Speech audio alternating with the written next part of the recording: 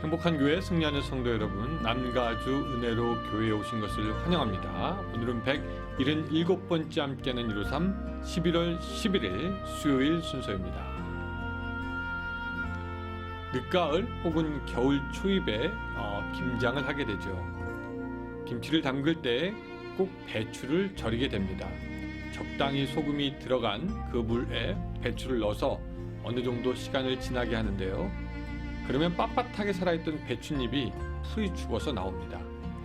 절이지 않으면 김치 자체를 담글 수 없거니와 배추도 오래 못 가죠. 배추는 그 절임의 과정을 통해서 숨이 죽지만 그렇게 해야지 더 오래 겨우 내내 고춧가루와 함께 사람의 사랑을 받는 김치가 됩니다. 사람들도 그렇게 절여지는 절임기를 보내는 것 같습니다. 세상적인 꿈이나 자신의 욕망, 그리고 헛된 생각이나 못된 성품이 된소리 같은 소금물 세례를 받고 숨이 꺼지는 그런 순간이 어쩌면 우리에게도 있다라는 것이죠. 숨이 죽는 그 순간은 너무나 답답하게 느껴지지만 그 과정을 거치지 않으면 혹독한 겨울을 날 수도 없거니와 식탁에 오르지도 못하고 썩어가게 됩니다. 우리의 인생이 브랜드가 있는 김치처럼 막 다 잘 팔리지는 않을 수도 있을 겁니다. 여러분 LA 와서 살다 보니까 몇몇 인기 있다는 김치 브랜드 이름을 들은 것 같은데, 근데 우리는 압니다. 꼭 브랜드 있는 김치가 되지 않을지라도 김장날 저녁에 모든 사람이 모여서 먹는 저녁 식사 시간에 잘 절여진 배추는 김치 속과 수육을 잘 싸서 이렇게 딱 먹으면은 약간의 짠맛과 수육의 부드러움, 또 양념의 매운맛과 약간 달콤한 맛이 그 절인 배추 안에서 가을 입맛에 최적화된 풍미를 발산하죠. 그래서 배추는 한번 절여지는 절인 과정이 필요하고 우리 인생에도 다시 태어나게 되는, 새로워지게 되는, 깎여지게 되는 절임기가 필요하다는 것입니다. 오늘 여러분 어떤 시기를 보내고 있습니까? 혹시 인생의 어려운 절임기, 숨이 죽여지는 그런 시기를 지내고 있지는 않으십니까? 이 기간을 은혜와 지혜로 보내시는 여러분들이 되시기를 주님의 이름으로 축원합니다. 네, 오늘 본문 말씀은 시편 12편 1절부터 마지막 절까지 되겠습니다. 시편 12편 1절부터 마지막 절까지 우리 같이 한번 읽어보겠습니다. 여호와여 도우소서. 경건한 자가 끊어지며 충실한 자들이 인생 중에 없어지나이다. 그들이 이웃에게 각기 거짓을 말하며 아첨하는 입술과 두 마음으로 말하는도다. 여호와께서 모든 아첨하는 입술과 자랑하는 혀를 끊으시리니 그들이 말하기를 우리의 혀가 이기리라. 우리의 입술은 우리 것이니 우리를 주관할 자가 누구리요 함이로다. 여호와의 말씀에 가련한 자들의 눌림과 궁핍한 자들의 탄식으로 말미암아 내가 이제 일어나 그를 그가 원하는 안전한 지대에 두리라 하시는도다. 여호와의 말씀은 순결하며 흙 도가니에 7번 단련한 은 같도다. 여호와여 그들을 지키사 이 세대로부터 영원까지 보존하시리이다. 비열함이 인생 중에 높임을 받는 때에 악인들의 곳곳이에서 날뛰는도다. 아멘.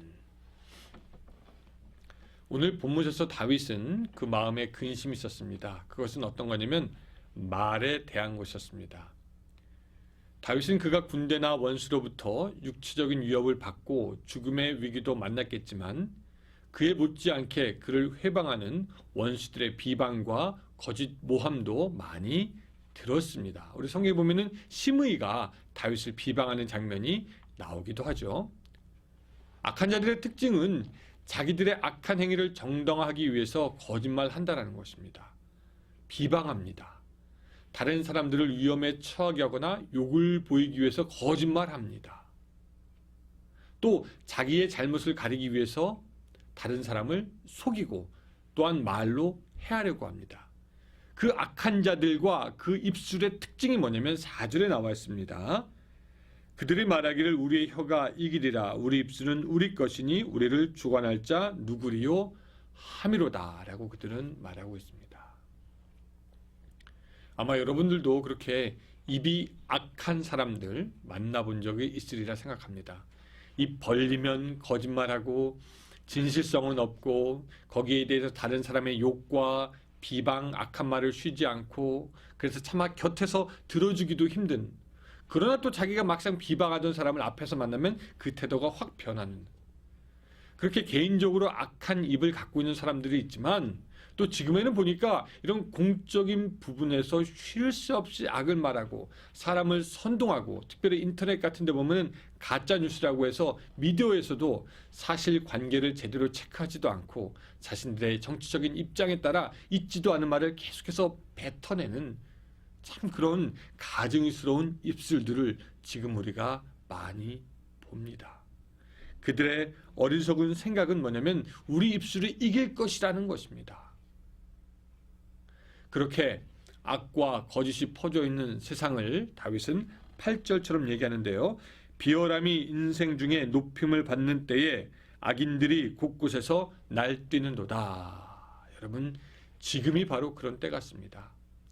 선한 사람들은 찾아보기 힘들어지는 반면에 자기를 드러내고 힘을 과시하고 남을 끌어내려고 하는 그런 사람들은 점점 많아지고요. 악한 것을 전함으로 자기의 인기를 탐하는 그런 사람들도 점점 많아집니다. 불행한 것은 또한 그런 악함의 정도가 점점 심해지는 것을 우리가 보게 되는 것이죠. 그러니까 다윗의 때나 지금이나 별로 인간들은 사는 모습이 틀려진 것이 없는 것 같습니다.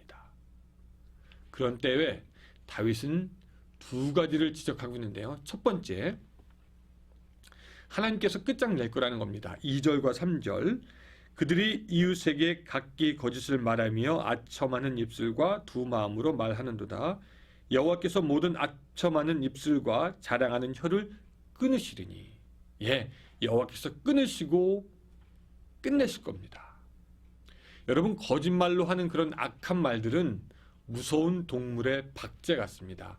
겉으로 볼 때는 사실처럼 보이기도 하고 징그럽게 보이기도 하고 무섭게 보이기도 합니다. 그러나 그 안에 생명이 없고 진리가 없고 진실이 없는 거로 끝까지 가지 않고 그냥 힘이 없는 존재임을 우리가 압니다. 우리 하나님은 그런 거짓말들을 끝까지 가게 하시는 하나님이 아닙니다. 진리를 드러낼 것입니다. 박제임을 보일 겁니다. 그들의 악한 말들이 다 거짓이고 무용지물이 된다는 것을 우리 하나님께서 보여주시고 진실이 무엇인지 파헤치시는 분이 바로 우리의 하나님입니다. 어쩌다가 오래 지속되는 거짓이 있을지라도 하나님은 결국 그것을 백주대낮에 다 드러나게 하실 겁니다.